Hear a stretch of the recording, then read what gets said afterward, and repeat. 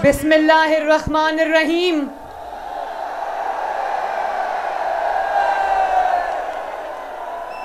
मेरे बहुत प्यारे और मोहतरम, जिनको मैं अपना बड़ा भाई कहती हूँ, एहसन इकबाल साहब, मेरा छोटा भाई अहमद इकबाल, अकमल सरगाला साहब, राना मन्नान खान साहब, ख्वाजा वसीम बट साहब, बिलाल अकबर खान साहब। वाह बिलाल, किधर है बिलाल? यूथ माशाल्लाह, मैंने देखा ये ग्रीन जैकेट्स में ये बिलाल की फोटोज लगी हैं।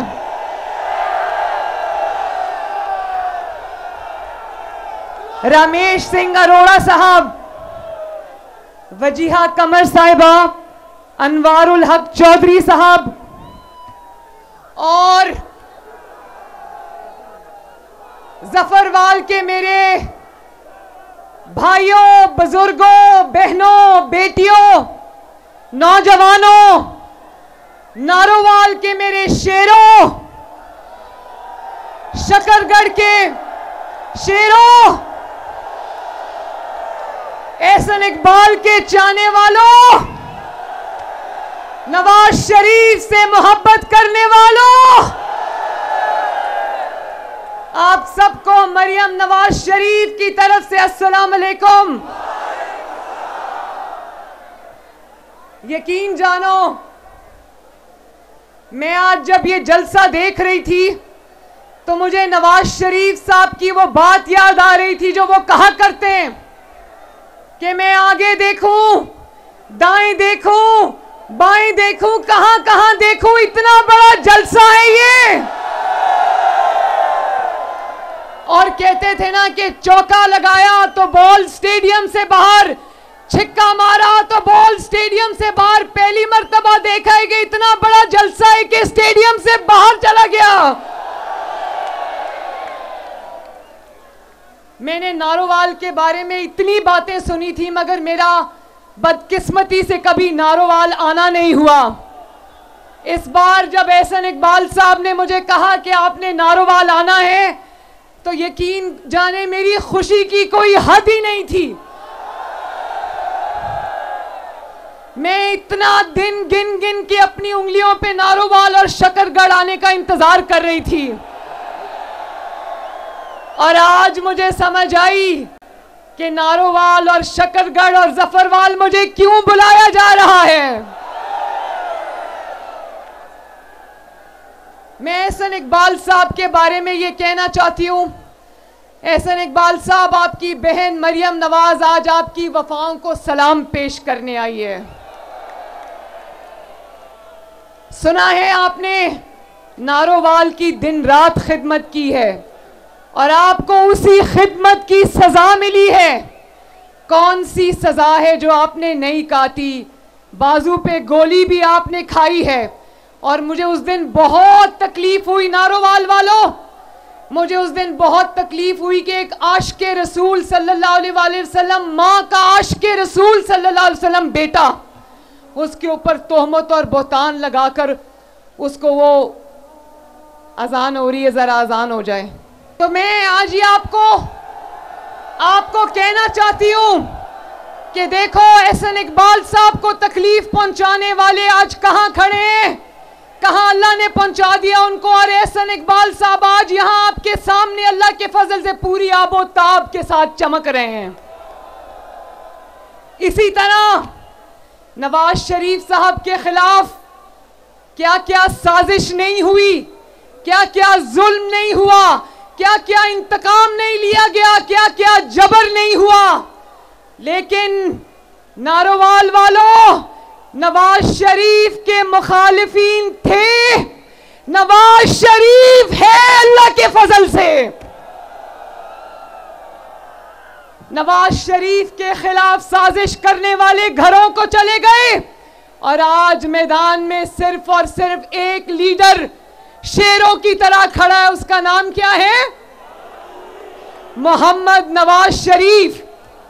और अगर देखो, जितने साजिशें की, जितना इंतकाम लिया, जितना जुल्म किया, एक एक करके सब अपने अपने अंजाम को पहुंचे। आज टीवी पर बैठकर देखते होंगे नवाज शरीफ को अल्लाह ताला ने इज्जत दे दी दोबारा।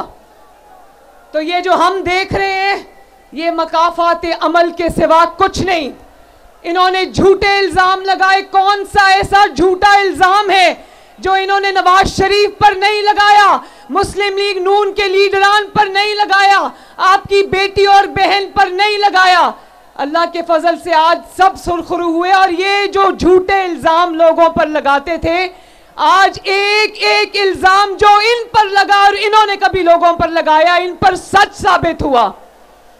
कल इमरान खान को 10 साल सजा हो गई कौमी राज अफशा करने पर, कौमी सलामती से खेलने पर।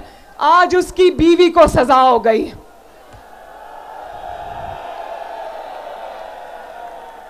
ये लोगों को चोर चोर कहते रहे। वो कहते थे ना कि विचों विचों खाई जाओ तो रौला पाई जाओ। ये लोगों को चोर कहते थे। अल्लाह ताला ने उन सबको सुरखरू किया। ये पूरे खानदान समेत आज अल्लाह के फजल से चोर साबित हुआ है। मैं इसकी बीवी की गिरफ्तारी पे खुश नहीं हूं, मैं किसी की तकलीफ पे खुशी नहीं मनाती, लेकिन एक निजाम आसमान से भी चलता है। ये नहीं हो सकता।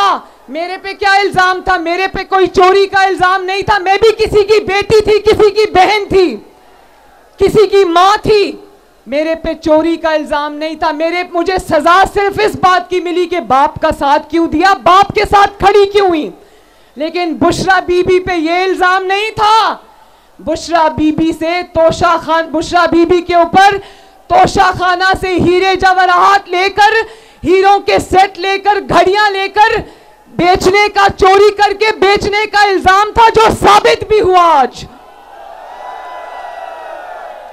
जो आज टीवी पर बैठकर कह रहे हैं ये नहीं होना चाहिए था, क्यों नहीं होना चाहिए था?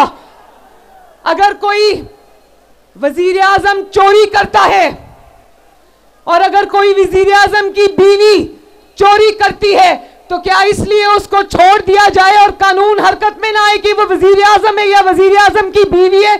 बताओ नारोवाल वालों।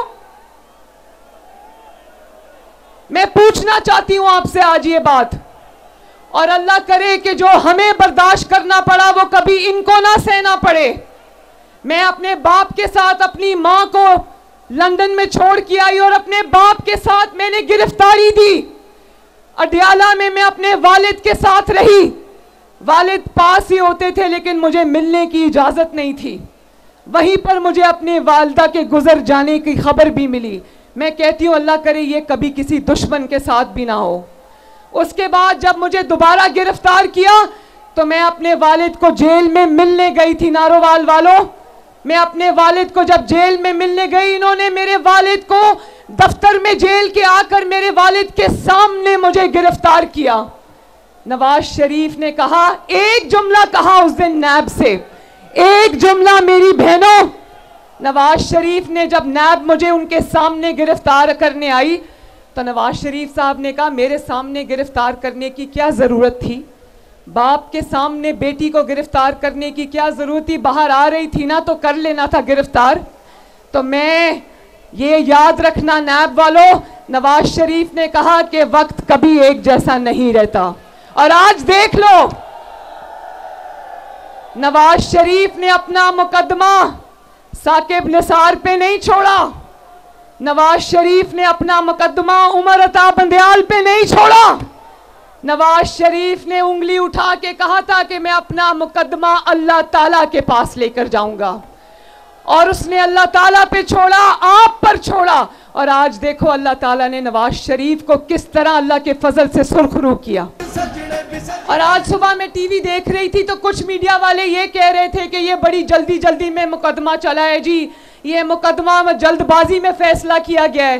तो मैं नारोवाल, शकरगढ़ और जफरवाल से पूछना चाहती हूँ कि जल्दी जल्दी में ये फैसला किया गया है? 1.5-2 साल से तो ये तमाशा हम देख रहे हैं, पूरी कौम अपनी टीवी स्क्रीन्स पर देख रही है कि जब पुलिस ये अदालत लेकर जाने के लिए आती थी जमान पाक, तो कभी पेट्रोल बमों से पुलिस पर हमला करते थे, कभी डंडों से पुलिस वालों की हड्डियां तोड़ते थे, और फिर जब जाने का मौका आया, अदालत हिसाब किताब देने का मौका आया, तो व्हील चेयर पे बैठ गए, कभी प्लास्टर चढ़ा लिया टांग के ऊपर।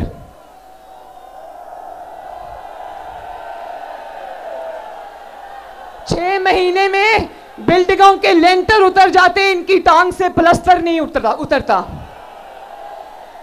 उसकी वजह यह है कि जब चोरी की होती है ना, जब इंसान का दामन आलूदा होता है, जब इंसान के हाथ चोरी से रंगे हुए होते हैं, तो फिर प्लास्टर चढ़ाना पड़ता है टांग पर। और जब आपके लीडर की तरह दामन साफ हो, नवाज शरीफ की तरह हाथ साफ हो, तो नवाज शरीफ शेर की तरह 200 पेशियों पे सीना तान के अदालत में पेश होता है। जब इंसान बेगुनाह होता है तो अल्लाह ताला की तरफ से बहादुरी उसके सीने में आ जाती है। मैं भी सजाए मौत की चक्की में रही, 5 महीने कोट लखपत जेल में सजाए मौत की चक्की में रही। एक दिन मैंने रोना पीटना नहीं किया, मैंने कहा कि अल्लाह ताला की तरफ से आजमाइशें गुजर जाएगी नवाज शरीफ की, और वतन की मोहब्बत में मेरी जान भी जाती है तो जाए। और देखो आज मकाफात अमल के शाहकार हमें चारों तरफ नजर आते हैं, चारों तरफ नजर आते हैं। मुस्लिम लीग नून तो एक सियासी जमात थी, एक नजरियाती जमात थी, बर्दाश्त कर गई, मगर ये जमात इसलिए ये बर्दाश्त नहीं कर सकी क्योंकि ये एक फितना था जिसको लाया गया था पाकिस्तान को तबाह करने के लिए। ये इसको शर फैलाने के लिए लाया गया था पाकिस्तान में, जिसने हमेशा अवाम को यही सबक दिया कि मार दो, मर जाओ, जला दो, घेराव कर लो, गर्दन से घसीट लो, आग लगा दो, तोड़ दो। तो ये सब गालम गलोच और इल्जामात पे जिंदा थे। आज देख लो अल्लाह ताला का करना। आज बैठ के किसी ने प्रेस कॉन्फ्रेंस नवाज शरीफ के खिलाफ नहीं की है। एहसन इकबाल साहब की मैंने आपको मिसाल दी, ये आपके एमपीएस और एमएनएस के कैंडिडेट्स खड़े, किसी एक ने नहीं कहा कि हम प्रेस कॉन्फ्रेंस करके नवाज शरीफ को छोड़ते हैं। सब नवाज शरीफ के साथ एक आहनी दीवार की तरह खड़े रहे। और मैं आपको भी शाबाश देना चाहती हूं, जिस तरह आपने मुश्किल वक्त में नवाज शरीफ का साथ निभाया। आज जो वक्त हम देख रहे हैं अल्लाह के फजल से, ये आपकी कुर्बानी और इस्तकामत का भी समर है। आज भी जितना रिलीफ इनको अदालतों से मिल रहा है वो मुस्लिम लीग नून ने कभी आज तक नहीं देखा। तो मैं जफरवाल से, शकरगढ़ से, नारोवाल से ये कहना चाहती हूं, और मैं एहसन इकबाल साहब से भी कहना चाहती हूं। एहसन इकबाल साहब, जिस तरह नारोवाल में आपने तरक्की दिन रात की, नारोवाल को सजाया, नारोवाल को बनाया, अब ये आपकी जिम्मेदारी और मेरी जिम्मेदारी है कि हम शकरगढ़ को और जफरवाल को भी इसी तरह सजाएंगे और बनाएंगे और तरक्की देंगे इंशाल्लाह। और एहसन इकबाल साहब ने कहा कि आपका मुतालबा है कि नारोवाल शकरगढ़ रेलवे सेक्शन को बहाल किया जाए, तो इंशाअल्लाह ताला ये वादा रहा कि आप शेर को वोट दो, यहां से शेर जीतेगा। इंशाअल्लाह ताला नवाज शरीफ साहब से कहकर ये नारोवाल शकरगढ़ रेलवे सेक्शन को हम बहाल कराएंगे।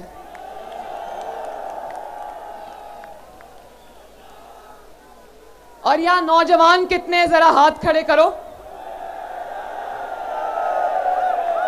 वो माइनॉरिटीज भी मौजूद है, मैं आप सबको भी सलाम करती हूं। नौजवान जरा हाथ खड़ा करें। बताओ नौजवानों, मैं आपसे एक सवाल पूछती हूं, मुझे ऊंची आवाज में जवाब देना। आपको अपने हाथ में पेट्रोल बॉम्ब्स चाहिए या लैपटॉप्स चाहिए? आपको नौकरियां, तालीम, रोजगार चाहिए या किलो वाले डंडे चाहिए? मुस्लिम लीग नून अल्लाह ताला के फजल से वो वाहिद जमात है जिसमें नौजवान भी उतनी बड़ी तादाद में हैं, बहनें बेटियां भी इतनी बड़ी तादाद में हैं, बुजुर्ग भी इतनी बड़ी तादाद में। मुस्लिम लीग नून तमाम लोगों की जमात है अल्लाह ताला के फजलो करम से। तो मैं नौजवानों से ये वादा करके जा रही हूं कि शेर पर इतनी मोहरें लगाना कि किसी घर में कोई नौजवान बेरोजगार ना रहे, और शेर पे इतनी मोहरें लगाना कि 8 फरवरी को पूरे पाकिस्तान से एक ही आवाज आए। क्या आवाज आए? क्या आवाज आएगी? 8 फरवरी को इंशाअल्लाह ताला पूरे मुल्क में शेर की धार सुनाई देगी। 8 फरवरी पाकिस्तान की फतह का दिन होगा इंशाअल्लाह। 8 फरवरी आपकी फतह का दिन होगा इंशाअल्लाह। 8 फरवरी नवाज शरीफ की फतह का दिन होगा इंशाअल्लाह। और 8 फरवरी के बाद एक एक करके आपकी सारी तकलीफें, आपके सारे मसाइल, आपके सारे दुख दर्द एक एक करके अल्लाह ताला आपसे दूर ले जाएगा इंशाअल्लाह ताला। मेरा दिल नहीं कर रहा आज घर वापस जाने को, मेरा दिल चाहता है मैं आज यहीं खड़ी रहूं। आप सबका मैं हाथ जोड़ के शुक्रिया अदा करती हूं, और मुझे अफसोस है कि आज नवाज शरीफ साहब आते तो अपनी आंखों से देखते। नारोवाल जिंदाबाद, शकरगढ़ जिंदाबाद, जफरवाल जिंदाबाद, और आखिर में मेरे साथ 2 नारे लगाना। नवाज शरीफ, नहीं सही तरह आवाज नहीं आई। नवाज शरीफ, पाकिस्तान। बहुत शुक्रिया, बहुत मेहरबानी, बहुत शुक्रिया।